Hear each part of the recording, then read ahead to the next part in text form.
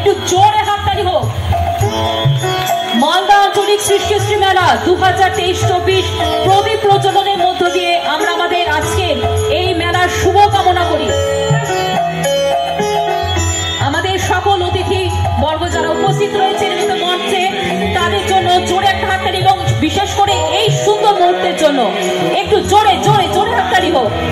মালদায় সৃষ্টিশ্রী মেলার আনুষ্ঠানিক উদ্বোধন হলো বুধবার। এদিন সকাল 11টা নাগাদ উদ্বোধনী অনুষ্ঠানে উপস্থিত ছিলেন গ্রাম উন্নয়ন ও বিকাশ দপ্তরের মন্ত্রী বেচারাম মান্না, রাষ্ট্রমন্ত্রী সাবিনা ইয়াসমিন, তাজমুল হোসেন, জেলা শাসক নিতিন সিংহানিয়া সহ অন্যান্য আধিকারিক ও জনপ্রতিনিধিরা। উত্তর দিনাজপুর, দক্ষিণ দিনাজপুর, মালদা, মুর্শিদাবাদ, বাঁকুড়া, নদিয়া এই 6 জেলার প্রতিনিধিদের নিয়ে মেলার আয়োজন করা হয়।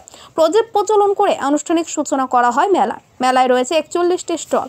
স্বনির্ভর গোষ্ঠীর মহিলাদের হাতে তৈরি করা বিভিন্ন সামগ্রী বিক্রি ও প্রদর্শনী করা হয়। শিল্পীদের হাতে তৈরি করা কাঠের তৈরি সামগ্রী সহ বিভিন্ন খাবারের স্টোর করেন স্বনির্ভর গোষ্ঠীর মহিলারা। উদ্বোধনের পর মেলা ঘুরে দেখেন অনুষ্ঠানে আগত অতিথিরা। 24 থেকে 28 জানুয়ারি পর্যন্ত মালদা শহরের পল্লীশ্রী ময়দানে চলবে আঞ্চলিক সৃষ্টিশ্রী মেলা। স্বনির্ভর গোষ্ঠীর মহিলাদের উপার্জনের লক্ষ্যে মাননীয় মুখ্যমন্ত্রী মমতা বন্দ্যোপাধ্যায়ের নির্দেশে এবারে প্রথম এই মেলার আয়োজন করা হয়। ফলে জেলার বিভিন্ন প্রান্তের মহিলারা তারা এই মেলায় এসে তাদের হাতের তৈরি সামগ্রী নিয়ে বসেন। দূর দূরান্ত থেকে আসা মহিলাদের যাতায়াতের খরচ, থাকা খাওয়ার খরচ সম্পূর্ণ প্রশাসনের তরফ থেকে দেওয়া হয়। এছাড়া তাদের হাতের তৈরি সামগ্রী বিক্রির জন্য বিনা পয়সায় স্টল করে দেওয়া হয়। মুখ্যমন্ত্রীর এই ধরনের প্রয়াসে মহিলারা ভীষণভাবে উপকৃত, যার কারণে মহিলারাও মুখ্যমন্ত্রীকে আন্তরিকভাবে ধন্যবাদ জানিয়েছেন। এবং সৃষ্টিশ্রী স্থায়ী বিপণন কেন্দ্র আমরা তৈরি করেছিলাম রাজ্যের মাননীয় মুখ্যমন্ত্রীর অনুপ্রেরণায়। আমাদের তৎকালীন রাজ্যের পঞ্চায়েত ও গ্রাম উন্নয়ন দপ্তরের মাননীয় মন্ত্রী ঢাকুরিয়া একটি সৃষ্টিশ্রী স্থায়ী মেলা প্রাঙ্গণ যেরকম তৈরি হয়েছিল, আমাদের রাজ্যে 17টি জেলায় সৃষ্টিশ্রী স্থায়ী বিপণন কেন্দ্র স্বনির্ভর গোষ্ঠীর দলের মহিলাদের উৎপাদিত পণ্যকে বিক্রি করার জন্য স্থায়ীভাবে আমরা স্টল তৈরি করেছি। আবার তার সাথে সাথে এ রাজ্যে স্বনির্ভর স্বনিযুক্তি প্রকল্পে দপ্তরের মধ্য দিয়ে সবেলা মেলার মধ্য দিয়েও আমাদের স্বনির্ভর গোষ্ঠীর দলের মহিলাদের এই কাজে আমরা অংশগ্রহণ করছি। ইতিমধ্যেই আপনারা জানেন যে আনন্দধারা প্রকল্প এ রাজ্যের মহিলাদের একটা প্রভূত উৎসাহ পাওয়া গেছে। আমরা এ পর্যন্ত 11 লক্ষ স্বনির্ভর গোষ্ঠীর দল আমরা তৈরি করতে পেরেছি। আপনাদের মালদায় প্রায় 7,331টি স্বনির্ভর গোষ্ঠীর দল তৈরি হয়েছে।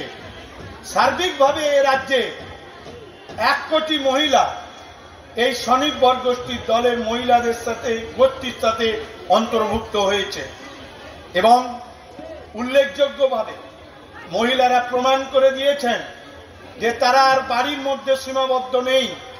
তারা পুরুষদের সাথে পায়ে পা মিলিয়ে তারা সবকিছু কাজেই অংশগ্রহণ করতে পারে। এ রাজ্যের মাননীয় মুখ্যমন্ত্রী মমতা বন্দ্যোপাধ্যায় তিনি চেয়েছিলেন এ রাজ্যের ক্ষমতায় আসার আগে যে রাজ্যের মহিলারা আর্থিকভাবে স্বাবলম্বী হোক, এ রাজ্যের মহিলাদের ক্ষমতায়নের ক্ষেত্রে অগ্রণী ভূমিকা গ্রহণ করতে হবে। তিনি নির্বাচনী প্রতিশ্রুতির মধ্য দিয়ে এ রাজ্যে 2011 সালে মামাটি মানুষ সরকার প্রতিষ্ঠিত হওয়ার পর থেকে রাজ্যের মহিলাদের ক্ষমতায়নের ক্ষেত্রে এবং মহিলাদের আর্থিকভাবে ক্ষমতা বৃদ্ধির ক্ষেত্রে তিনি নিরন্তর চেষ্টা চালিয়ে গেছেন প্রতিটি ডিপার্টমেন্টের মধ্য দিয়ে। দেশের আন্তর্জাতিক স্তরে অর্থনীতিবিদদের পরামর্শ, গ্রামীণ অর্থনীতিতে মহিলাদের যদি অংশগ্রহণ করানো না যায় তাহলে সার্বিক গ্রামীণ উন্নয়ন হয়েছে বলে মনে করা যায় না। সেই লক্ষ্যকে সামনে রেখেই রাজ্যের মাননীয় মুখ্যমন্ত্রী তিনি অবিরত চেষ্টা করে গেছেন মহিলাদের ক্ষমতায়ন এবং আর্থিকভাবে স্বাবলম্বী হওয়ার ক্ষেত্রে। সেই কাজ নিরবিচ্ছিন্নভাবে তিনি করেছেন। শুধু সৃষ্টিশ্রী মেলা নয়, শুধু সরোজ মেলা নয়, শুধু সবলা মেলা নয়, কলকাতার বড় মেলাগুলো উল্লেখযোগ্যভাবে হস্তশিল্প মেলা, রাসমেলা, গঙ্গাসাগর মেলা, এইরকম বড় মেলাগুলোয় আমাদের রাজ্যের স্বনির্ভর গোষ্ঠীর দলে মহিলাদের উৎপাদিত পণ্যকে বিক্রি করার জন্য সরকার প্রভূতভাবে সহযোগিতা করছেন।